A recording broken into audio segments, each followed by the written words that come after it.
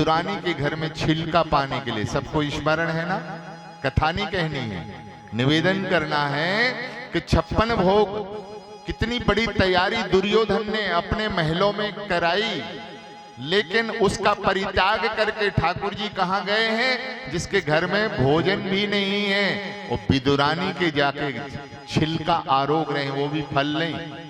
वो धन्य है विदुरानी जी की भक्ति प्रेम में मग्न होकर के जो पवाने की वस्तु है उसको तो अलग कर रही है, और जो अलग करने की वस्तु है वो जिमा रही है। और श्री ठाकुर जी जीम रहे हैं, आरोग रहे हैं और कह रहे हैं कि माँ जितना स्वाद है विदुरानी जी तेरे इनमें फलों में है, उतना स्वाद मेरी माँ ने जब जिमाया है तब वो स्वाद नहीं आया, जो आनंद जो सुख हमें इन तेरे जिमाने में मिल रहा है। ये क्या है? ये प्रेम है, ये भाव है। ऐसा भाव जहां भी विराजमान होगा भैया, वो गृहस्थ जीवन में रहने वाला हो अथवा महात्मा हो, ठाकुर जी उसके अधीन हो जाते हैं।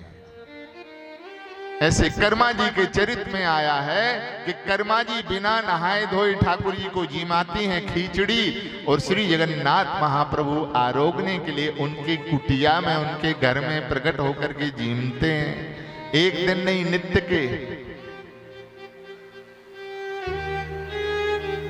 अब यह क्रम चल रहा है, उसी बीच में एक कर्मकांडी पंडित आए, विप्र देवता, ब्राह्मण देवता।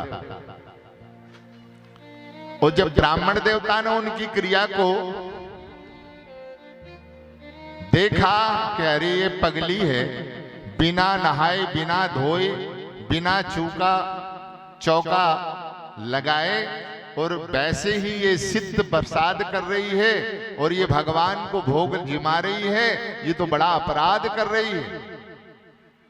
तो कर्मा जी को बिठा करके कहा, माँ तुम क्या करती हो? बोले श्री जगन्नाथ प्रभु को भोग लगाते हैं, श्री जगन्नाथ जी घर में आते हैं और रोज खिचड़ी का भोग पाते हैं। बोले ये तेरा भोग लगाने का, तेरी भोग लगाने की ये विधि अच्छी नहीं है। तो वो इतनी भोली और भाली है, सीधी सच्ची है कि उसको बोध नहीं था, ज्ञान नहीं था कि नहा के ही भोग बनाना चाहिए। ठाकुर जी भक्ति के अधीन है। भगवान कहते हैं भक्ति प्रिय माधवा मेरे लिए भक्ति प्रिय है, जिनके चित्त में भक्ति महारानी विराजमान है, जिनके हृदय में भाव और प्रेम विराजमान है, श्री ठाकुर जी उनके अधीन हो जाते हैं, बिक जाते हैं।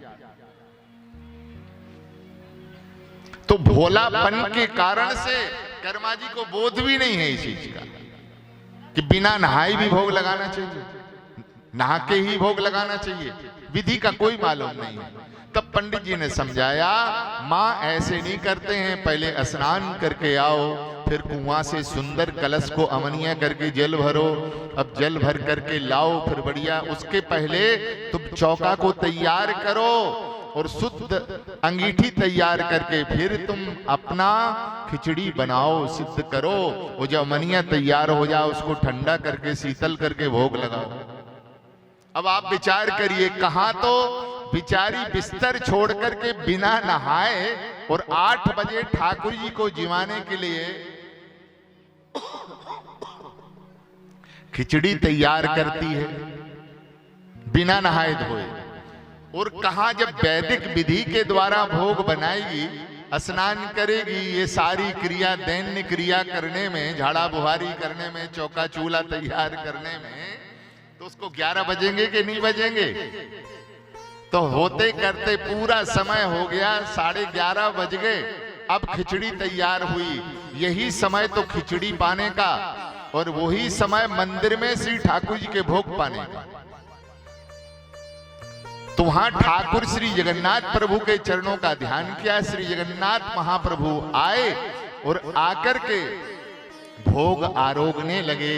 कर्मा जी की गोद में श्री ठाकुर जी विराजमान है, श्री जगन्नाथ महाप्रभु, और अपने कर कमल से खिचड़ी जिमा रही हैं और कर्मा जी जिमा रही हैं। ठाकुर जी बड़े प्रेम से आरोग रहे हैं। तब तक क्या हुआ, मंदिर में घंट घड़ियाल नगाड़े बजने लगे। किस बात के? बोले भोग। ठाकुर जी का मंदिर में भोग आ गया, उसके घंट घड़ियाल पहले पुजारी लोग बजाते हैं कि ठाकुर जी जहां तहां कहीं हो तो जल्दी से जल्दी महलों में आकर के विराजमान हो जाएं, ये संकेत है। और जैसे ही घंट घड़ियाल की आवाज ठाकुर जी को सुनाई दी कि वो 4 गिलास खिचड़ी के आरोगे और बिना आचमन किए श्री ठाकुर जी भागे श्री जगन्नाथ महाप्रभु और मंदिर में जाकर के विराजमान हो।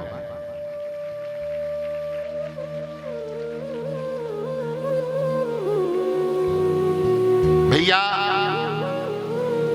जब पुजारी जी मंदिर का थाल रख करके ठाकुर जी को हम लोग पहले, जैसे हम लोग भोजन करने बैठते हैं तो पहले हाथ अमनिया करते हैं कि नहीं करते हैं? पहले हाथ कुल्ला मुखारी करते हैं, हाथ अमनिया करते हैं, तब प्रसाद घर में जाते हैं कि नहीं, भोजन के लिए थाली पे बैठते हैं। तो ऐसे ही हमारे मंदिरों में श्री ठाकुर जी को आचमन कराया जाता है। पहले हाथ अमनिया कराए जाएंगे, आचमन कराया जाएगा, इसके बाद में मंदिर बिहारी का थाल सन्मुख विराजमान पुजारी जी कराएंगे। फिर तुलसी दल छोड़ करके निवेदन करेंगे, प्रार्थना करेंगे, तुदियम वस्तु गोविंदम, हे नाथ आपका दिया हुआ भोग आप आरोगिए, श्याम अनुग्रह हम पर कीजिए, प्रेम से आकर भोजन दीजिए, ये प्रार्थना करते हैं। फिर ठाकुर जी उसको आरोगते हैं, ये विधि है। तो जैसे ही पुजारी जी ने आचमन लेकर के ठाकुर जी के आचमन कराए, मुख कमल की ओर देखा तो देखा कि अभी मंदिर में तो भोग आया नहीं है और ये ठाकुर जी के ओंठ से ये शीत लग रहा है, चावल का टूक लगा, ये क्या है?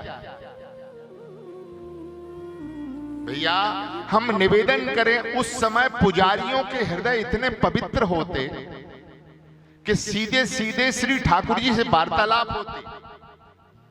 तो पुजारी जी ने दोनों हाथ जोड़ करके श्री जगन्नाथ महाप्रभु से पूछ लिया, प्रभु अभी तो आपके मंदिर में भोग भी नहीं आया, चावल आपके ओंठ से कैसे लग रहा है?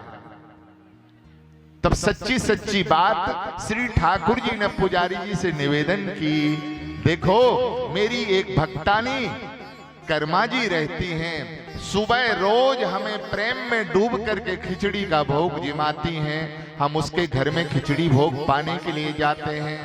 लेकिन एक हमारे कर्मकांडी विप्र देवता पहुंच गए घर में और बेचारी भोली भाली सीधी सादी जो प्रेम में डूब करके भोग बनाती, तो हम वहां शुद्ध और अशुद्धि का विचार भी नहीं करते हैं।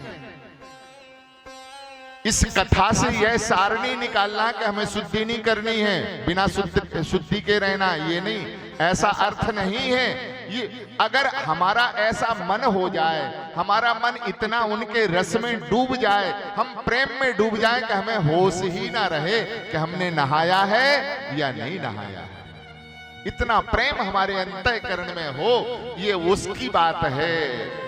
लेकिन हमें शुद्ध होकर के ही मंदिर में जाना चाहिए, पवित्र होकर के ही मंदिर में जाना चाहिए, इसका यह संकेत है, ये विधि है, नियम है।